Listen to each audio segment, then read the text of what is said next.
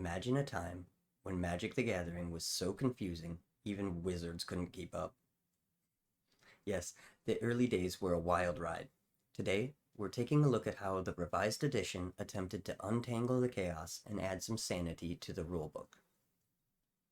Magic the Gathering is a game of battle in which you and your opponent represent powerful sorcerers attempting to drive each other from the lands of Domina. That's right, Domina, not Dominaria. Nobody remembers this, but when Magic first came out, Dominaria was called Domina. Just a fun little factoid for you. But on to the actual video. Today, we're going to talk about Revised Edition. A while ago, I made a video on what the rules looked like when Magic first released, so I figured I would do that again, but look at the first changes they made to the game when they figured out it was a confusing mess. Probably don't go watch that video though, it's pretty terrible and I've learned a lot about making videos since then. Anywho, let's start with some facts about Revised. Revised Edition was first released on April 11th of 1994 and it had two main goals. Firstly, Revised aimed to tighten up the rules and deal with a lot of the misconceptions and ambiguity that arose from the ABU rule set. Second, Revised was the first attempt to rotate out some of the more problematic cards that were considered not healthy for the game. 35 cards that appeared in the earlier core sets were removed, and these can largely be put into two categories with a third minor category. The first category were cards that were just too strong. These were things like the Power 9, Berserk, Sinkhole, and Time Vault. The second category of cards were just too complicated and often caused rules confusion or were just fundamentally broken within the rules. This included things like Camouflage, Chaos Orb, False Orders, Raging River, and Word of Command. A third minor category were cards that I assume were removed because they bent the color pie a little too much. This is basically Psionic Blast and Natural Selection, as well as arguably Ice Storm. As well as subtracting cards that they felt didn't fit, they also added 39 cards from Arabian Nights and Antiquities, but many of the choices made were relatively unpopular for not being great cards, but there were some solid includes like Atog, Crumble, Hurkyl's Recall, Curd Ape, and Ornithopter. But now that we've discussed the card changes, let's get to the meat of the video and talk about the rules changes that were made. The most obvious change is arguably the creation of the tap symbol. The tap symbol was a huge step forward in limiting how much text needed to appear on a card, and helped simplify the game by removing the necessity for artifact types. Before Revised, artifacts were either poly artifacts, mono artifacts, or continuous artifacts.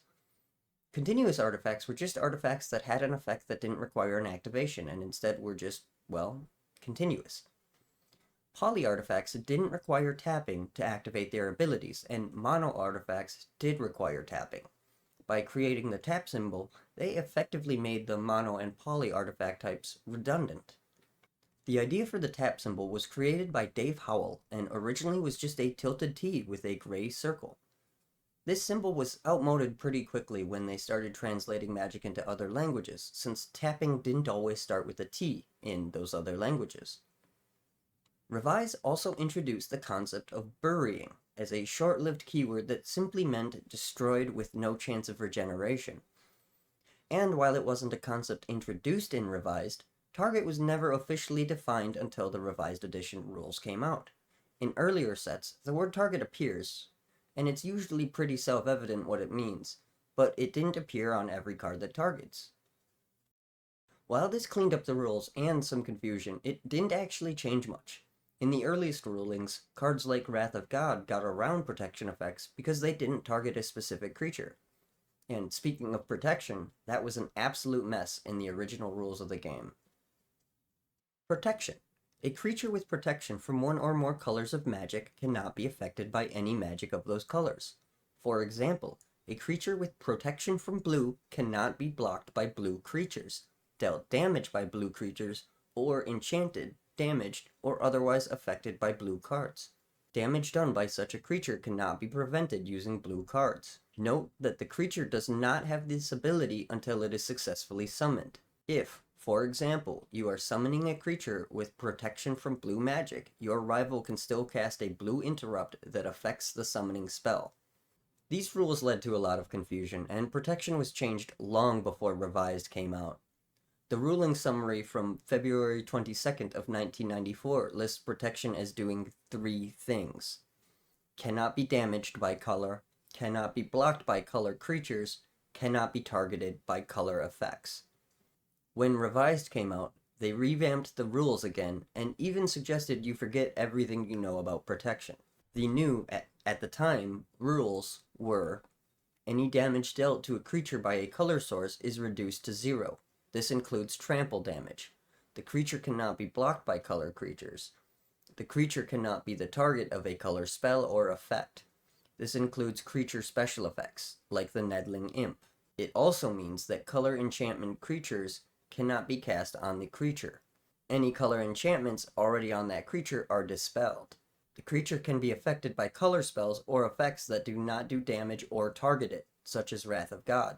Damage done by this creature can be prevented by color spells and effects, since they target the damage, not the creature. There, that's way less confusing.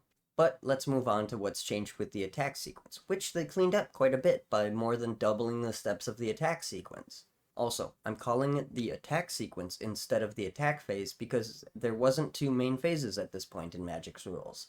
The attack sequence was simply part of your singular main phase of a turn.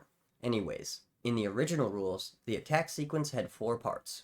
Player declares attack, opponent declares defense, fast effects, damage dealing. In Revised, most of the changes to the attack sequence were made to alter when you could use fast effects, because in the original rules, you could declare fast effects pretty much whenever you wanted to, despite there being a section of the attack sequence carved out specifically for fast effects. So, with Revised Edition, the attack sequence was broken up as follows. 1.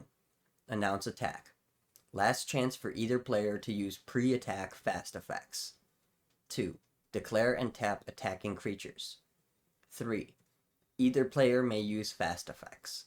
4. Declare blocking. 5. Either player may use fast effects. Note that if a blocking creature is removed or a blocked attacking creature rendered unblockable during this segment, the attacking creature is still blocked. 6. Assign damage. 7. Either player may use damage prevention, damage redirection, and or regeneration fast effects. The only other fast effects that may be used at this time are interrupts and effects feeding off of the other spells cast at this time. 8. Creatures that have lethal damage go to the graveyard. 9. Any effects triggered by the deaths. Vampires gain encounters, creature bond damage, soulnet may be used, and so on, take place. Only fast effects triggered by the deaths may be used. Then, they specifically note that steps 2, 4, 6, and 8 are considered instantaneous, and fast effects can't be played during those steps. Magic has come a long way, but now let's get to the most confusing part, the timing section. The timing section for Magic the Gathering was really shaky in the beginning, and it's probably best for context if we understand how we got here before we get to where we are. I'm going to read off the timing section from the original rulebook, but if your eyes glaze over and you don't understand any of this, don't worry about it too much, it's complete nonsense. In general, you should try and cast as few spells at once as possible because it makes things simpler. It also gives your rival less information upon which to plan his or her actions.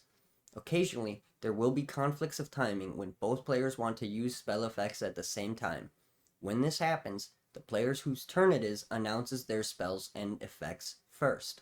Then, the other player can respond to each one with one or more fast effects, instants, artifacts in play, enchantments in play, or creature special abilities. These reactions can be reacted to and so forth, and nothing happens until both players have finished taking actions. At this point, all spells take effect simultaneously. Usually, the outcome will be clear, but if the timing of any 2 effects makes a difference, the player casting the later spell gets to choose whether it occurs before or after the conflicting spell. Once it is announced, nothing can stop a fast effect unless it is countered immediately by an interrupt. Once a spell is announced, the mana has been spent, whether or not the spell actually takes effect as planned. An exception to this are interrupts, which are resolved as soon as they are announced, unless the interrupt itself is interrupted. Don't literally interrupt your rival with these.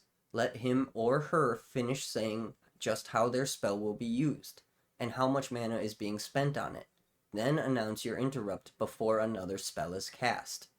Your rival must give you the opportunity to do this. Your rival can also interrupt the spell or your interrupt with another interrupt, and so forth.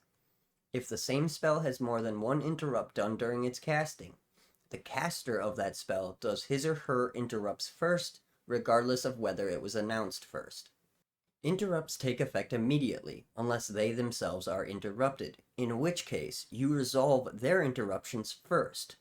Interruptions commonly counter the spell being cast, but they sometimes change it in some way or have some peculiar side effect.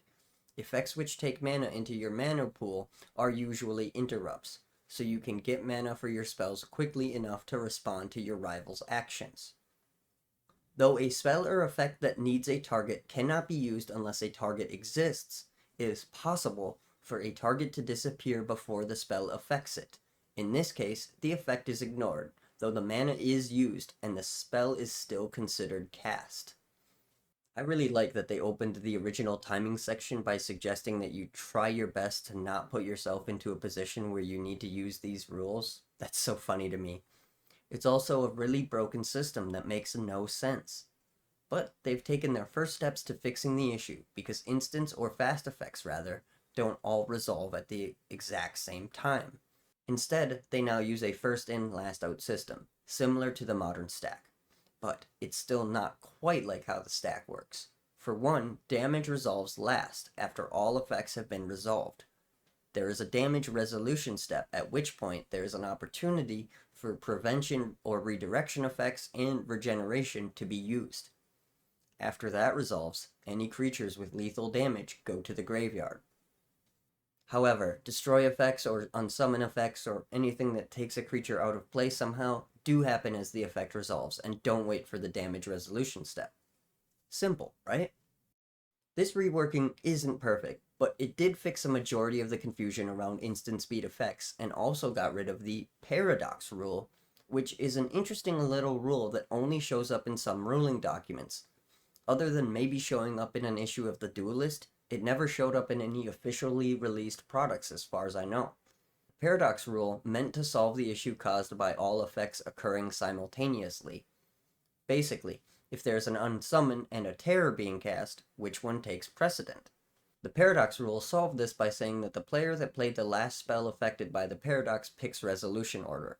So the new rules were obviously a step forward from this.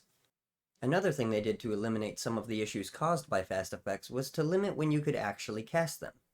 The original rules basically said whenever you want, but with revised, they limited fast effects by preventing them from being done during the untap phase, during parts of the attack sequence as we discussed, and during the heal creature phase, which would eventually become the cleanup phase.